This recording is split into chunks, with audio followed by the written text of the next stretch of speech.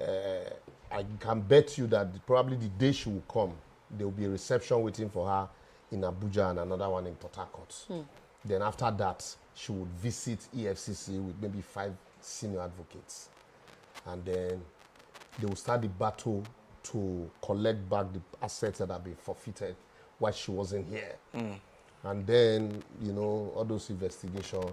And mind you, this court judgment will also act as, it will, even though it will not bar prosecution here, but it will be persuasive. Right. Because it's been established over there that certainly, you know, yes, she has all these monies, but it wasn't proceeds of corruption, corrupt enrichment. So, and then when you say, what do you call it, money laundering, you laundered money to where? To this same London. And in London, they've said, you know, they are not proceeds of corruption, they are gifts. And so these gifts, you need to now bring people who gave those gifts, and you begin to investigate those people one after the other. What is their source of income? Did she influence the jobs or how they made their money? So, yes, she can be prosecuted here. But I can tell you that with the way it works here, just like the Bori case, 173 count charge, all discharged and acquitted. No, the way it works here, certainly, you know, anything can happen.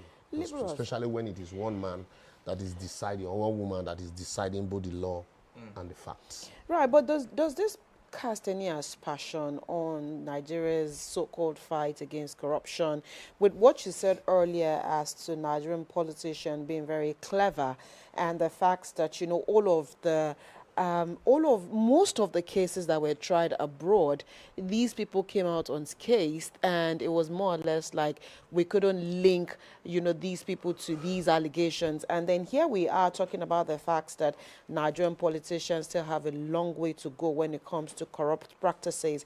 But with judgments such as this outside the shores of Nigeria, and how we intend to fight corruption back home, does it send any signal at all, or is it always going to be a tea party?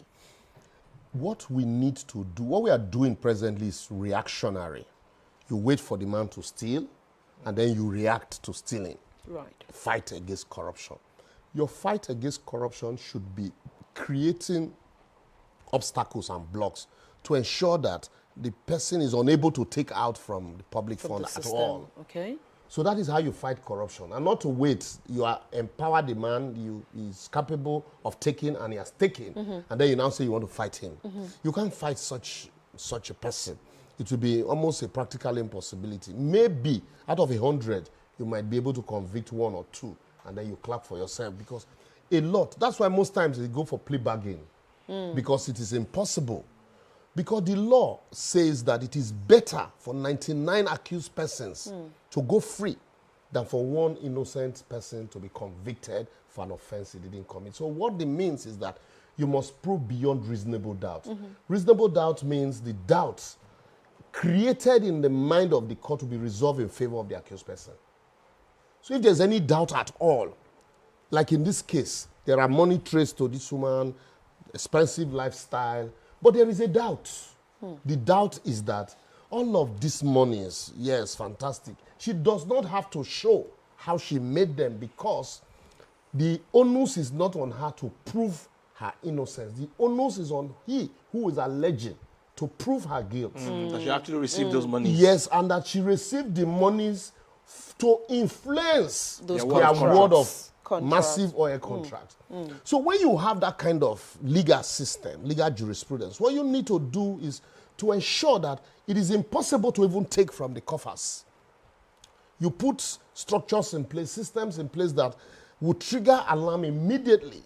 A contract is awarded that is beyond the ordinary benchmark. We talk about international global best practice. We all know how much this cup is in the market. And somebody comes and says he wants to buy the cup for 1 million naira. And then you see somebody will justify it and say, no, you know, they're going to use it in government house. And you know, it is not that ceramic from China. This is ceramic from England. The cost of freighting and, you know, but it's the same cup. So when you create such opportunities for variations, then you enhance corruption. And then the man now goes and buy, you give him a award of contract to buy 10,000.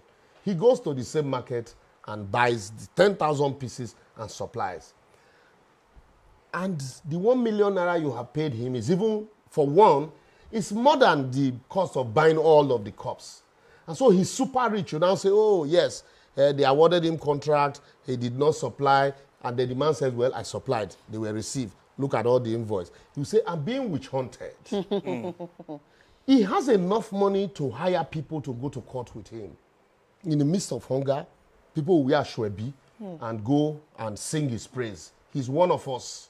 Right. And because once you are given a government appointment here, your people would, that is the day you know that your primary school classmates are still alive.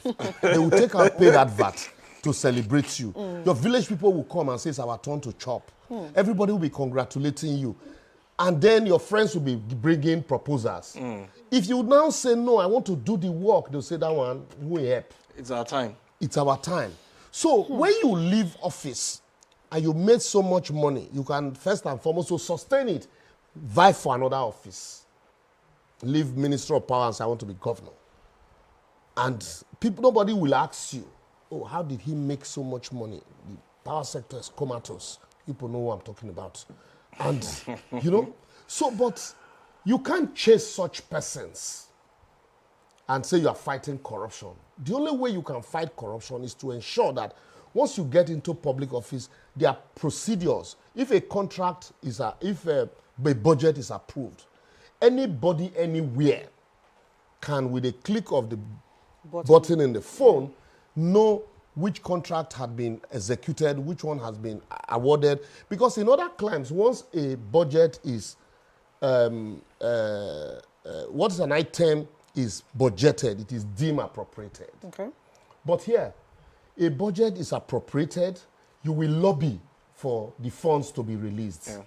And then they will now tell you, we are doing the drawings. Drawings have not been approved. And that money, in some cases, they will release money for drawings, more than, and then it takes 1 year, you now say, well, budget variation. People don't, they chop, they go. So, but in other places, imagine when they were constructing Heathrow Terminal 5, they told the whole world that from August this year to November the next year, the project would be concluded. For the interim, this is what we are going to do. These are ad hoc arrangements. And it flowed. On the November, the day of completion of project, you got there, nobody's cutting tape. Nobody's spending money to commission. The project is running seamlessly. Right. So, everybody knows the costs. But here, oh, the governor has built a bridge. Nobody will ask for the cost. If you now dare to say, Wike is building bridges, how much is the cost? They say, others that took the money away, did you see bridge? So those sentiment creeps in. So that's why, to answer your question directly, we are not fighting corruption. You can't fight corruption by waiting for corruption to grow, amass, and then you say you want to box him. No. Okay. You fight corruption before it even grows, before it is bettered. But if you do that, there won't be EFCC. They will be redundant because they are reactionary. Police will be redundant. So we wait first for the person to steal. Before and then we now start go going after him. The person. And then you come and write your statement. I will put you behind bars. Lawyers won't eat, you know. Because there will be no case to pursue. There will be no case, you know. So, and that's why. So the system already has already economy, made a way for. Let me tell you, the Nigerian economy is run on corruption. I can tell you for free. Let me give you an instance with the subsidy, not subsidy now, the Forex. Forex, where people are crying. Sorry, I'm digressing. Before now, twice a week, CBN will share money, $20,000 per BDC, for BDC owners to sell to importers. So if you have 5 BDC, you get $100,000 at 400 naira to $1. And then you go and sell at 750 to $1. That's 35 million naira for doing nothing. So you get that one on Monday. By Wednesday again, you get the next allocation. One. That's 70 million in a week. In a week. So, this 70 million, 7 million now. So, my math is not too good. In a week. So, Giblo calls you from Ekiti and says, Ebomi, I'm broke. You wire 1 million to. You know, Abibola calls you, you wire 500,000. They are not working. They're just making money. But they made, that man is not working. He's made 70 million. You are not working. You made 1 million. She's not working. She makes 500,000. In turn, you can also give 100 here, people, 50 here, there. urgent 2K there. So if I now come and say I have a POP to do, please come and learn how to do POP. You say, who POP help? So you won't Where do you can it. easily make money. When I can sit down and I send SOS to my friend or my brother who owns a BDC, Right. and he sends me money. And me, in turn, I can go to club and spend money and drink and do a lot of things. With that money, I don't know the source. Right. The same thing with subsidy. When subsidy is paid, somebody, the vessel for supplying the subsidy was in Panama, but the person said he supplied fuel in Nigeria and collected $25 million When nothing was actually from supplied. government. So the only problem I have, those money, you imagine somebody making that kind of money regularly, and then you now say, corruption, I want to fight him. The person, Corruption will fight back. The person won't look at you. The only problem I have with those twin policies, not the remover, is the fact that I went to Cocoa House recently. That house was built, 25-story building, 1965. As far back as 1965, somebody sat down and said, this is government. We're making so much money. Let us create investment that will in turn yield money so that we don't have to rely on this cocoa revenue always. We have other source of revenue, just like Dubai has done. But today, we're making so much money. The governors have so much money. All they do is build roads and buy SUVs that will drive on the roads. And airports. And nobody maybe build car park.